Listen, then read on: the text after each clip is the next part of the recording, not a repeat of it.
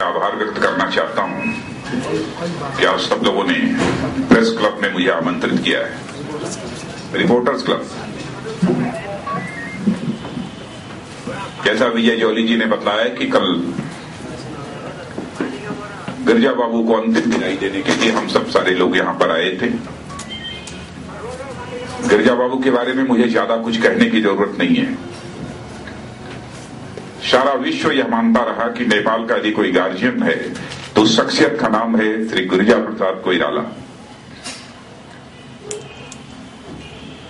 और ये मैं ये कहूं कि आज के युग के वह गांधी थे तो यह कहना भी एग्जैगरेशन नहीं होगा, यह अतिशयोक्तिपूर्ण नहीं होगा। साउथ एशिया के तो एक कद्दावर नेता वो थे ही। उनके न रहने के कारण अपूर्णीय क्षति हुई है।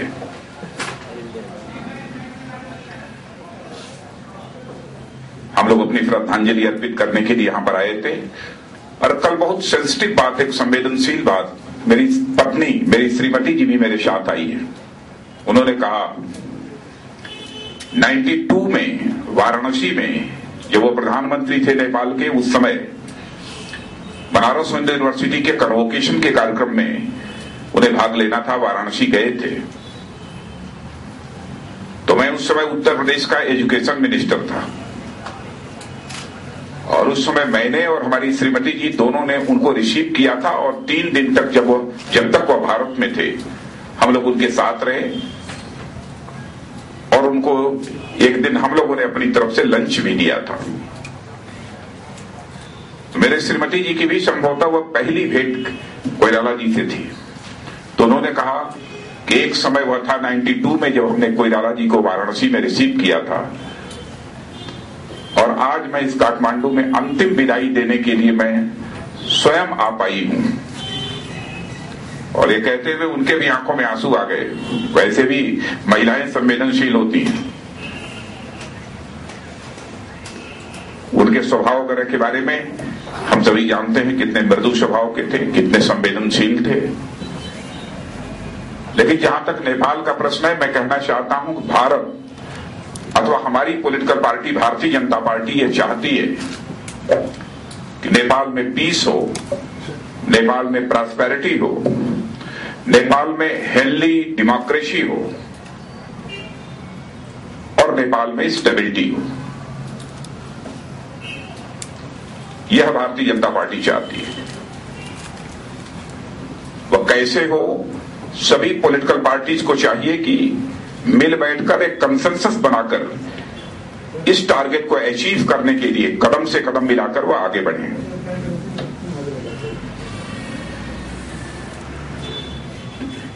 हमसे कोई व्यक्तिगत रूप से पूछे तो मैं कहना चाहूंगा कि नेपाल और भारत के जो कल्चरल रिलेशंस हैं, सांस्कृतिक संबंध हैं, वह जग जाहिर है। यह सांस्कृतिक संबंध और अधिक सुदृढ़ होने चाहिए, सशक्त होने चाहिए, प्रभावी होने चाहिए।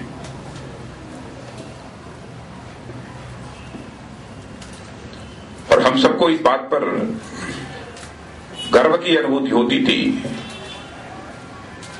कि सारी दुनिया में नेपाल एक ऐसा देश है जिसे हम कह सकते हैं कि वह हमारा हिंदू राष्ट्र है। थोड़ी मुझे व्यक्तिगत रूप से इसके कारण पीड़ा हुई है कि यह हिंदू राष्ट्र नहीं है। और मुझे बेहद खुशी होगी जिस दिन नेपाल पुनः हिंदू राष्ट्र घोषित होगा।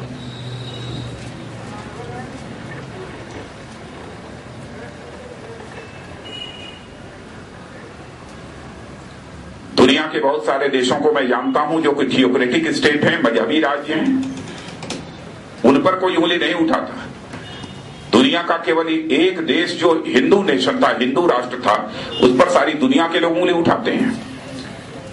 जो हिंदुइज्म, जो हिंदुत्व में विश्वास करता है, उससे बड़ा सेकुलर और कोई दूसरा नहीं हो सकता है।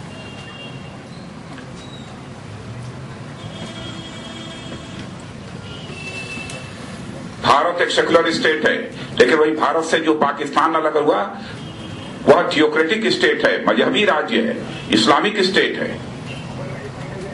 आज पाकिस्तान की हालत कोई देख सकता है कितनी बदतर है। लेकिन हिंदुत्व एक वे ऑफ लाइफ है, यह एक जीवन पद्धति है, और हिंदुत्व वे ऑफ लाइफ होने के कारण ही भारत में सेकुलरिज्म है।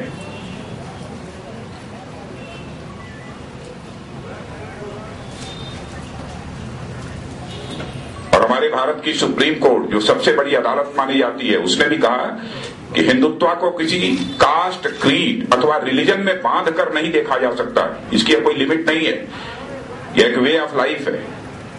इसलिए हिंदू इस शब्द से किसी को नफरत नहीं होनी चाहिए। इसलिए इस पर किसी को आपत्ति भी नहीं होनी चाहिए कि हम यह कहें कि नेपाल यह हिंदू राष्ट्र है।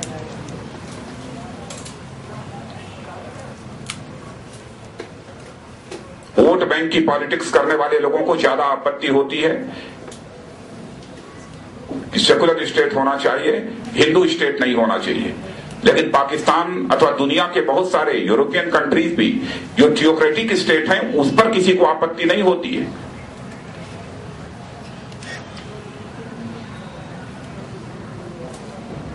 जो सुझाव देने वाले हैं उनसे कहिए कि जाकर पाकिस्तान और बांग्लादेश दोनों पड़ोसी देश हैं, उनसे क्यों नहीं कहते हैं कि तुम इस्लामिक स्टेट मत रहो, तुम सेकुलर स्टेट बन जाओ? क्यों नहीं उनसे अपील करते हैं?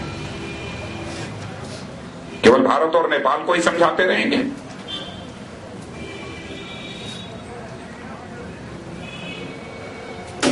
हम भारतीय जनता पार्टी के लोग और भारत के लोग चाहते हैं कि नेपाल में हिंसा की राजनीति नहीं होनी चाहिए।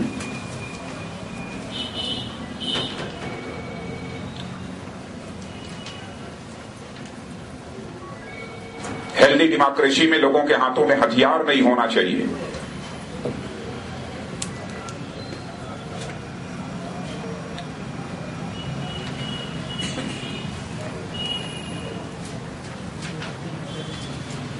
कोई यदि परिवर्तन लाना है सत्ता में तो बुलेट के माध्यम से नहीं होना चाहिए, बल्कि बैलेट के माध्यम से होना चाहिए।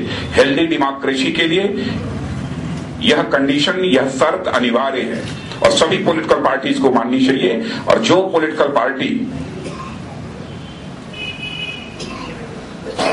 हाथ में हथियार लेकर परिवर्तन की बात सोचती है, वह देश का भला नहीं कर सकती है और न तो मानवता का भला कर सकती है।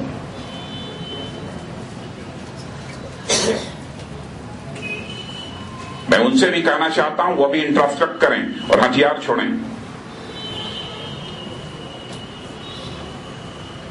हथियार सुरक्षा के जवानों के हाथों में होने चाहिए। भारत नेपाल की सीमा की रक्षा करने वाले जवानों के हाथों में होने चाहिए, आम नागरिक के हाथों में हथियार नहीं होने चाहिए।